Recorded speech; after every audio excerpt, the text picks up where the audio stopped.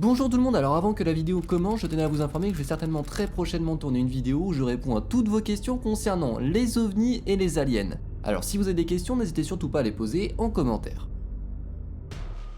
En termes d'ovnis, les Américains ne sont clairement pas les seuls à avoir vécu des choses assez spectaculaires. À Montréal, il se passe un événement qui est des plus troublants et dont je vais vous raconter l'histoire tout de suite.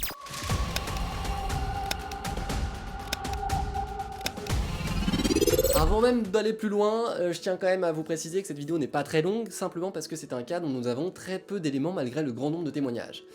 Et donc forcément elle est un peu plus courte que les autres. Si vous voulez une vidéo vraiment très longue, j'en ai sorti une sur le couple Hill, elle fait 20 minutes, elle est très bien, allez la voir si vous voulez, ça me ferait plaisir. Nous sommes donc à Montréal, le 7 novembre 1990, quand autour de 19 h apparaît au-dessus de l'hôtel Hilton Bonaventure une sorte d'objet un petit peu mystérieux, comme qui dirait un ovni. Toute cette histoire commence avec des clients de l'hôtel qui vont se baigner du coup sur la piscine qu'il y a sur le toit de l'hôtel, donc déjà on est sur un bon hôtel, hein, et qui vont observer des lumières en état stationnaire au-dessus des nuages, au-dessus de la piscine.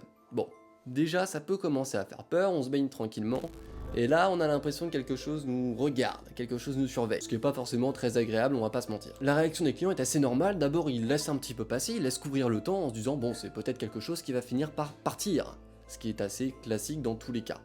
Ils ne vont pas tout de suite penser à un ovni, par contre ils vont quand même aller informer la réception de l'hôtel à peu près une demi-heure après avoir observé ces premières lumières. Après la réception, c'est le directeur de l'hôtel qui est mis au courant et qui va décider d'essayer de rassurer ses clients, et pour ce faire, il va directement contacter la police.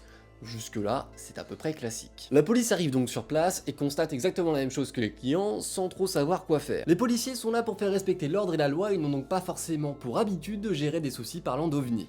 C'est pour ça qu'ils vont essayer de rassurer l'hôtel, et les clients surtout qui voulaient tout simplement se baigner naturellement, mais tout simplement sans être embêtés quoi finalement j'ai envie de dire. Hein. Du coup les policiers vont prendre la décision de contacter la tour de contrôle qui gère l'espace aérien de Montréal. La tour de contrôle les informe donc qu'il n'y a aucun objet non identifié qui passe en ce moment même au-dessus de l'hôtel Hilton. Le seul objet qu'ils voient y passer au-dessus de l'hôtel Hilton à ce moment-là, c'est bel et bien un avion cargo qui est donc un Boeing. Et là, bah finalement, les policiers et les clients vont le voir aussi, cet avion.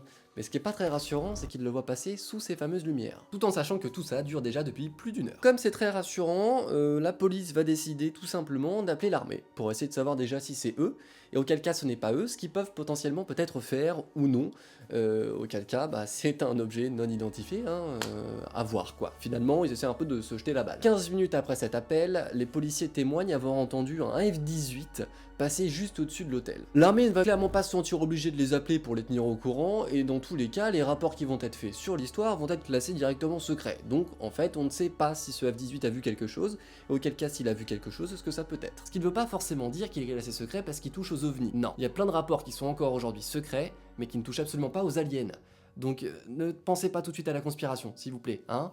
On va d'abord enchaîner un peu sur l'histoire. Un journaliste est appelé par la direction de l'hôtel et va donc arriver sur les lieux à peu près vers la fin du phénomène, tout du moins il va quand même prendre quelques clichés qu'il va directement envoyer à la NASA pour analyse.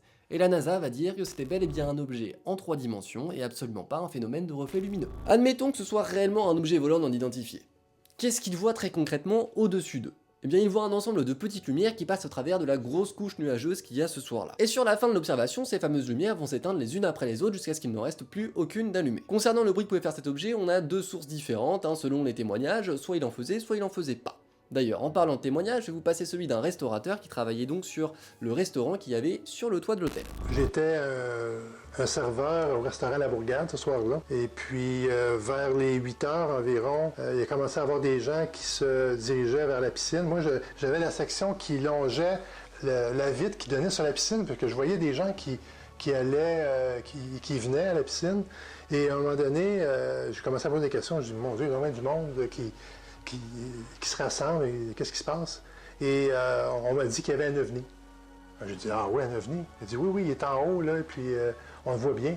Fait que, en servant mes clients, j'essayais de temps en temps de sortir pour aller voir. Puis la première fois que je suis sorti, puis que j'ai levé la tête, puis j'ai regardé ça, je dis, oh mon Dieu! J'ai dit, waouh, c'est quelque chose de gros. C'était très haut, mais ce que j'ai su, c'est qu'il était plus bas avant, mais que quand moi je l'ai vu, il était vers à peu près 9 heures, il était rendu plus haut. C'était comme un cercle, mais un petit peu ovale, Puis il y avait au centre comme une lumière, c'était blanc, mais c'était pas une lumière qui était aveuglante. C'était une lumière, je dirais, comme un blanc laiteux. Tout à fait crème, genre. Oui, crème. Et alentour de ce cercle-là ou cet ovale-là, il y avait des lumières multicolores, des lumières rectangulaires. Et l'une des choses les plus intéressantes avec ce cas, c'est notamment le fait qu'on ait beaucoup de personnes qui l'ont vu, c'est-à-dire plusieurs centaines potentiellement. Et donc, forcément, plusieurs témoignages. On va donc comparer le témoignage de ce monsieur avec un autre. Cet autre témoignage va être fait par monsieur Pierre Coumartin, qui va rentrer chez lui et donc dans sa voiture faire l'observation de cet ovni. Il faut savoir que ce monsieur travaille dans le cinéma et du coup sa première réaction va être d'assimiler ces grosses lumières à des grosses lumières de cinéma pour faire des gros tournages.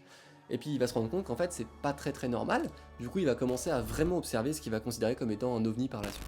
Je continue de suivre et puis je me rends compte qu'effectivement, l'objet ne se déplace pas comme ça, comme un dirigeable le ferait, mais l'objet changeait de plein air, mais comme ça. Autrement dit, il pouvait être parfaitement fixe, pas de son à l'eau. Et puis, tu es déjà, question 1, question 2. Puis, oui, changer de palier, mais sans sortir des nuages. Je me rendais compte très bien qu'il remontait un peu plus haut, puis il est toujours rectiligne. Plus je le regarde, plus je me rends compte que c'est probablement quelque chose de presque triangulaire. Hein. Okay. Tu vois ce que je veux dire? Okay. Mais gros, là, tu sais.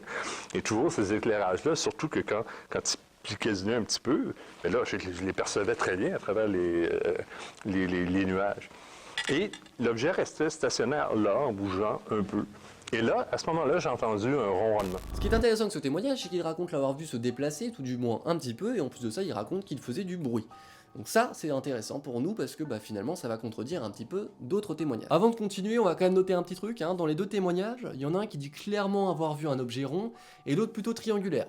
Donc soit il y en a un des deux qui ment, soit il y en a un des deux qui a mal vu, ou soit les deux ont mal vu, ça après, ou soit les deux mentent d'ailleurs, ça après. Si jamais il avait mal vu, et si tout le monde avait mal vu ce soir-là, est-ce qu'il y aurait réellement une explication rationnelle à apporter à ce phénomène? En hypothèse plus rationnelle, ce que les gens aimeraient beaucoup qu'il soit accepté, c'est le fait que ce soit des piliers lumineux zénithaux. Ce qui est magnifique, hein, ça ressemble à ça, c'est très beau.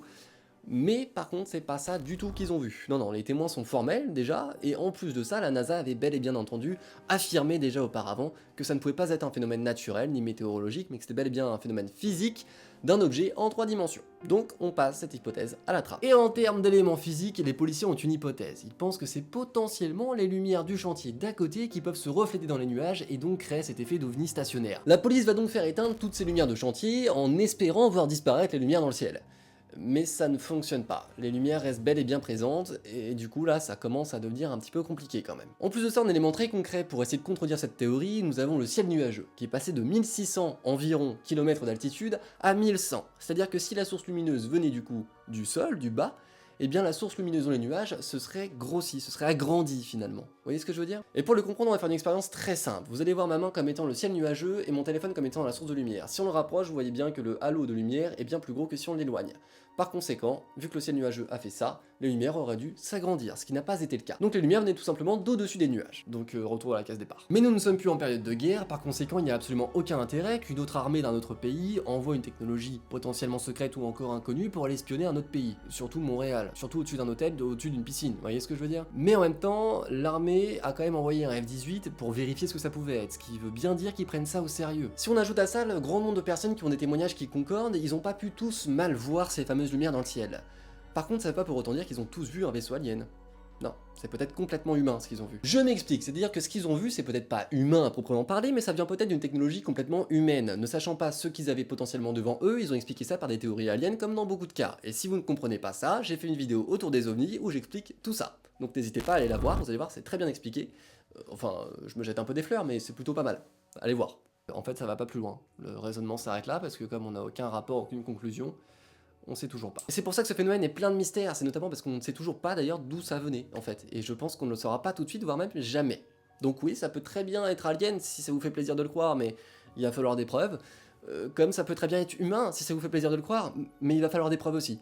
Finalement, pour le moment, la seule certitude que l'on a, c'est qu'il y avait bel et bien des lumières au-dessus des nuages, mais on ne sait toujours pas d'où elles proviennent. Enfin, pour être plus précis, le grand public ne sait toujours pas d'où elles proviennent, parce que comme je l'ai dit tout à l'heure, l'armée sait certainement ce que c'était, vu qu'ils ont fait des vols de repérage, mais les dossiers étant secrets, eh bien c'est normal que nous n'ayons pas accès à toutes ces informations. J'ai bien entendu fait le tour du sujet un petit peu rapidement, par conséquent vous n'avez pas tous les éléments en votre possession, c'est normal, c'est pour ça qu'il y a des liens en description avec mes sources et avec des liens importants pour essayer de mieux comprendre l'histoire si jamais ce n'est pas clair pour vous.